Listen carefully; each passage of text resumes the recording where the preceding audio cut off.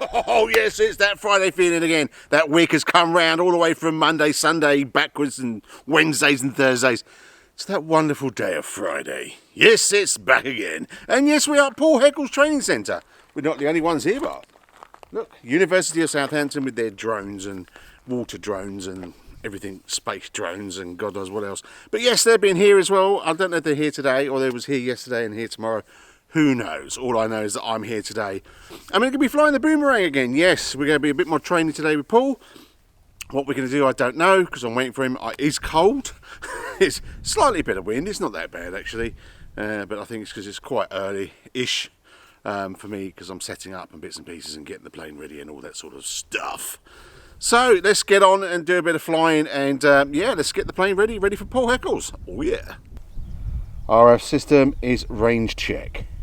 So I'm going to do a range check. So basically, it just range check. So this gives me, so I know that that it's not going to fail, or hopefully not fail, when I go a distance. So let's do a bit of walking, and then this should still be doing its stuff. All right, let's go for a walk.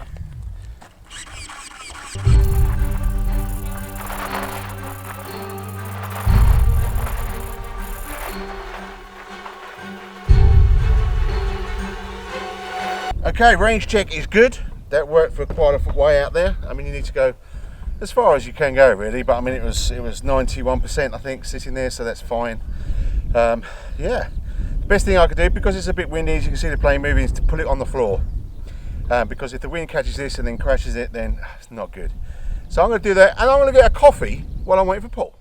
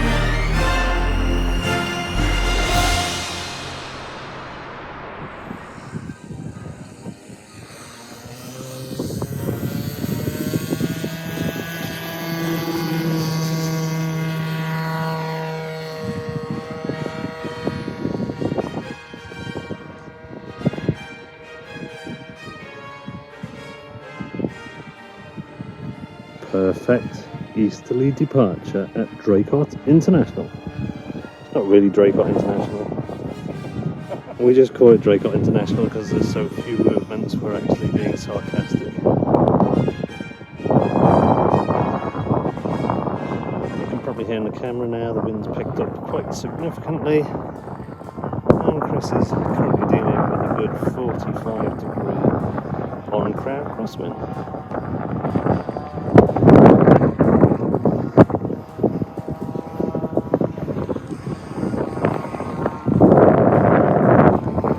How's the pilot doing? Good, very good. Still blinking, breathing? Breathing. Good takeoff, wasn't it?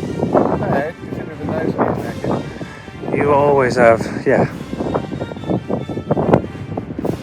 Right. I was looking for it was a good takeoff, considering the nose leg was, yeah, diabolical. If we just, for a landing. you can just look what's going on here. Nice position of the thumbs on both sticks all of the time. And I think Chris has now declared runway. Check that the designated landing area was clear. Remember, we're practicing, so we've always got enough fuel for a go around, yeah?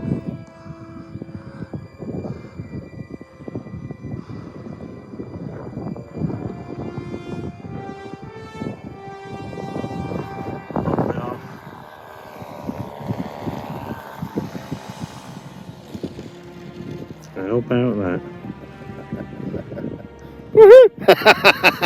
Oh my word, he's actually smiling, or he's got wind, one of the two. Oh, that's good. Backtrack again, or? I'm going to call it a day now, Paul. Thank you very much. End it on a high. I'm going to leave it there, actually. And shut it down. Well, Chris, first solo flight.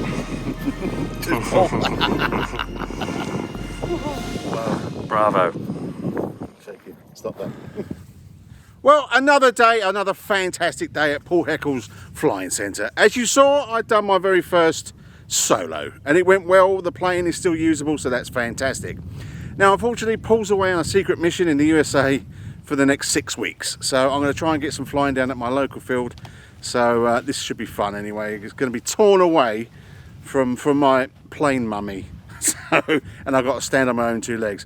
But anyway, so as you saw earlier on, Southampton University are doing, I call them drones, but they're not. They're Paul. We'll get Paul in a minute.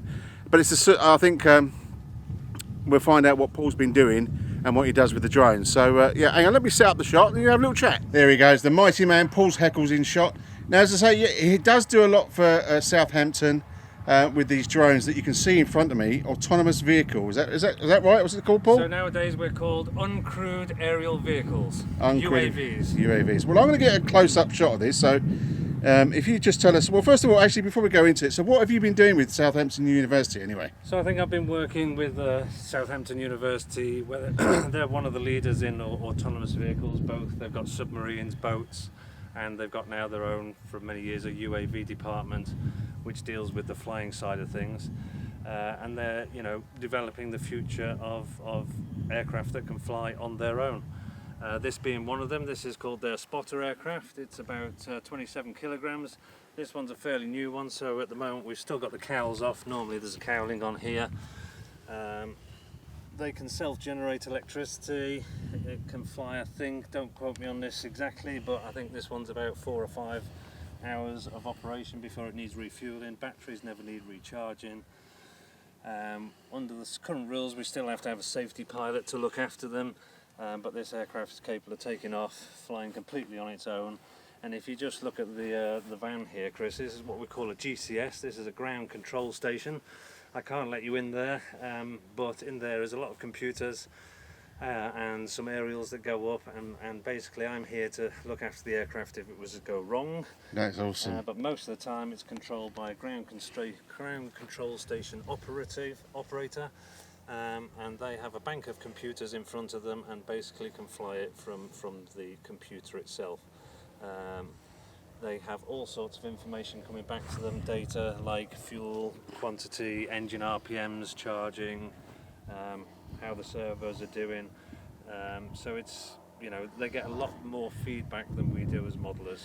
But you've been landing this, is that correct? At the moment, this one, yeah, they are capable of auto landing, but this one would need an extra device to help it see the ground more. So it's possible, but a little bit inconsistent. But yes, from nowadays, they can take off, fly automatically, and also land back unaided by a pilot. It's all flown generally from inside a ground control station. So people that are interested in this sort of thing, I mean, do you know if they can go on to Southampton University? Absolutely, yeah. We've just done what we're setting up, or what we've been doing yesterday before you come, is they have group design project students, so maybe 6 or 8 people within one group.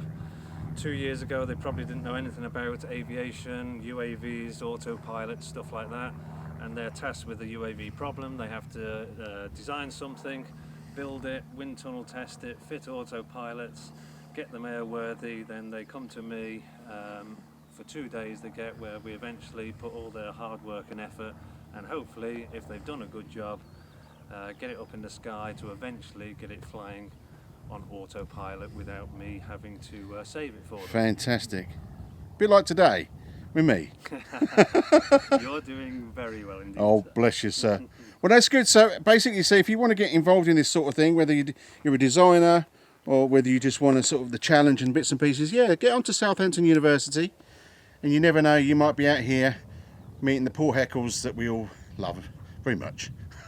All right, Paul. Well, listen. Good luck in America for the next 6 weeks. Thank you, Chris. And I'll be awaiting your return. I look forward to coming back and tell me how well you've got on at the club. Oh, God. And, very well done today. Cheers, buddy.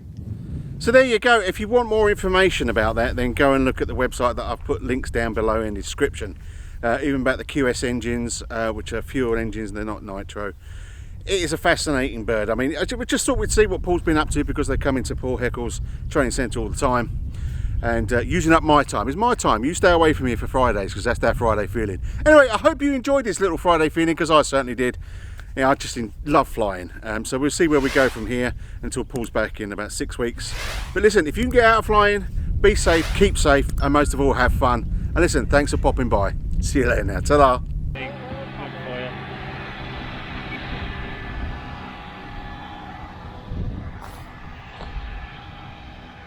Pesticides. Yeah. We've got a northeasterly, so. He's got some big wings on that truck. They're not very aerofoil, are they? They're not, are they? I know what he's trying to do. He's not going to take off.